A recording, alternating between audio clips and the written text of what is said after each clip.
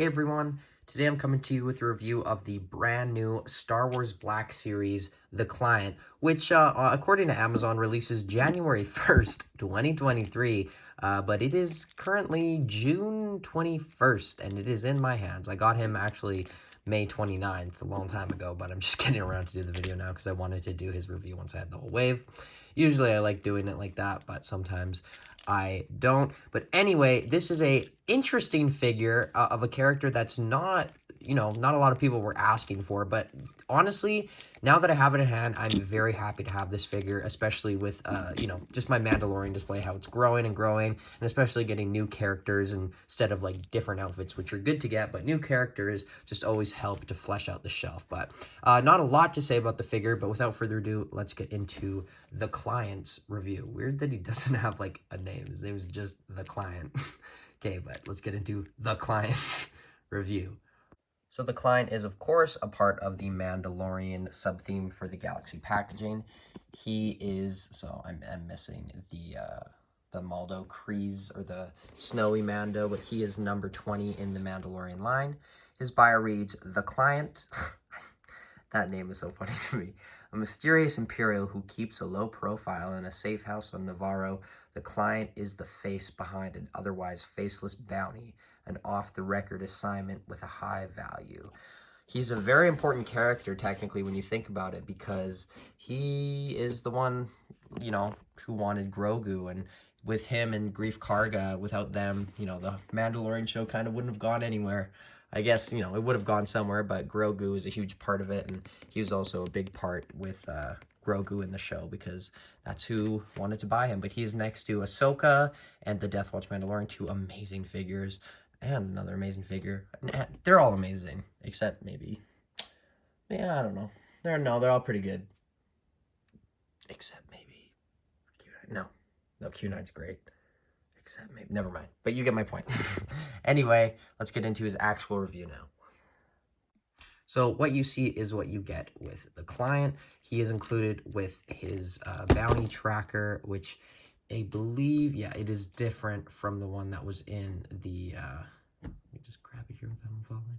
There we go. This is the one that was included in the Mandalorian build-up pack, the unmasked Mando. So that's what you get with him now, but I like this one more. It's more detailed and different color. But the main accessory that I'm happy they included with this figure, because he would not have sold well if they didn't, and not that he will, but that just broke. So great. That is another point on the figure that I wanted to address, but now it's broken, so I don't need to. But great. Anyway, well, that's not that awesome, but you do get these two stacks of Beskar, which are awesome. Love those very much. It's cool to get.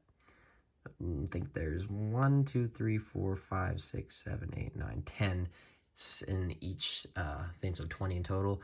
But as you can see, these are supposed to just pop down and fold down.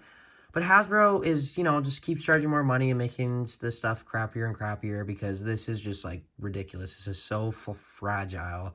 I know they probably couldn't have thought of anything better, but I just think that like this one, it's literally ripped. I could genuinely rip this off right now.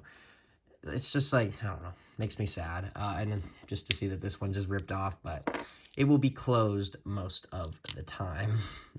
So I guess it's not that big of a deal, but these two just go in. They have the Imperial logo, by the way. I don't think I showed you that. Just a really cool sculpt overall. Different color from the ones that were included with the build-up Mando. But even if it does break, it'll stay on in there. So not a huge problem. You can see in the top, you can see the whole thing. But that's probably why 50% of you came to the review, was to see that. But now the other 50% want to see the Client, which is a very boring figure. I mean, it's pretty boring. There's not a lot to it. There's a bald spot, there's a medal, and there's some pants and cool coat. So thanks, guys, for watching. No, but the Werner Herzog, I believe that's Werner Herzog, I think that's his name. The likeness is spot on. It looks amazing. Just an amazing sculpt there. And then he has his bald spot. Beautiful bald spot. Beautiful. Hairline king. And then you can see his torso. Now, he does reuse the legs from the Return of the Jedi Lando Calrissian. And I think he reuses... Yeah, he just reuses the legs. The rest of the figure is a new sculpt, so that's good at least.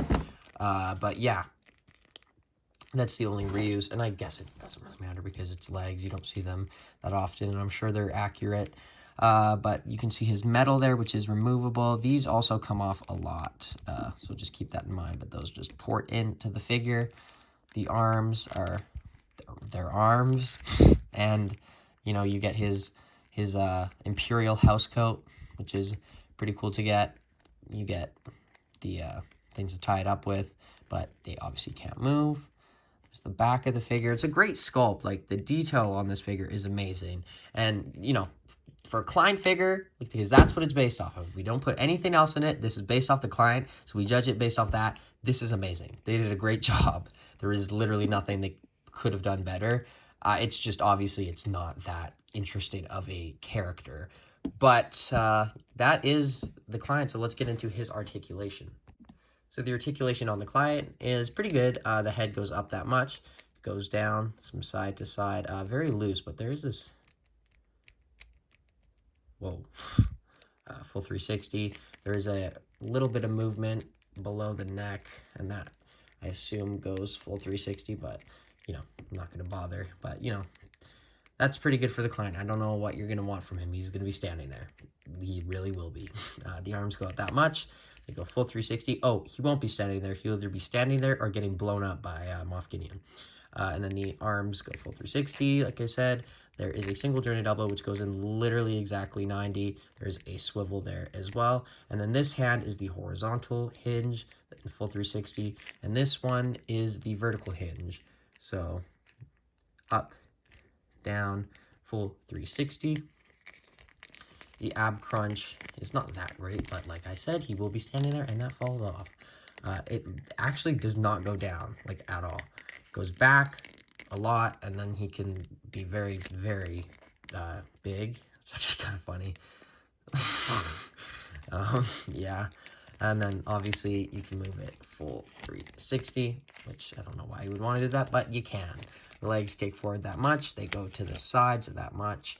There is an upper thigh cut. They do kick back as well. I didn't mention that. So, pretty good. And this is a pliable, rubbery plastic, not hard plastic. Upper thigh cut, like I said, full 360 on that. Single jointed knees, which goes in exactly 90, and there's a swivel there as well. And the feet go up, down, and he has ankle pivot. But, you know, pretty good articulation on the Klein, but not the best. So let's get into some comparisons. So this is not an important comparison, but I thought I would put them together. There you have the Klein and Lando Calrissian. There's the Klein and his Camtono of Beskar.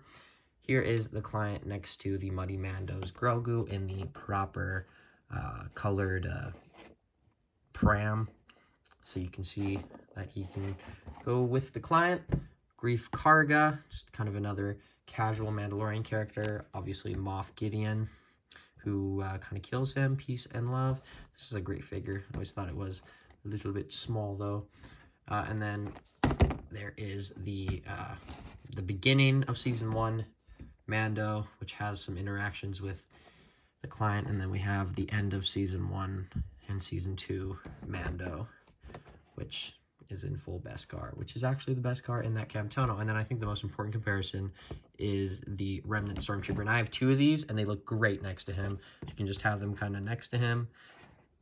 And it's just cool to get. Just, you know, variety in the collection. But that's all the comparisons I really need to do. So let's get on to my final thoughts of the Client. It's the Client. The Client. It's the Client. So my thoughts on the Client is, I don't have a problem with it. I just think, you know, of the Mandalorian characters that we still need, you know, we probably needed him. I'm happy we have him now, especially with the Remnant Stormtroopers. But honestly, I would have preferred to get a Mythrol first, or, you know, maybe something else. But honestly, I'm very happy to have this figure now. It's going to go great in the collection. I already put him in, and he looks great next to Moff Gideon and the Remnant Stormtroopers. So kind of building my remnant Black Series collection. But yeah, pretty good figure. So overall, I'm going to give him a 7.5 out of 10. Nothing too great, but nothing too bad. I mean, as the figure goes, I guess I'll give him an 8 out of 10 because there's nothing wrong with it. It's just, like I said, it's a guy in some clothes. It's the old guy with the bald spot. The Client. But yeah, that's my thoughts on the figure. So let me know what you think of the Client in the comments below. Do you think he's going to be a huge peg warmer, or do you think this Camtona will help him out? And yeah, let me know what you think of him in the comments below. Are you going to pick him up? And all that jazz, whatever you need to put down there, just feel free, and I will read it and maybe respond. But as always, I have been Jagger Collector. Like, subscribe, and I will see you in my next video, which will be Havoc. Bye, guys. The Client. Hi, guys. Nice to meet you. My name is The Client.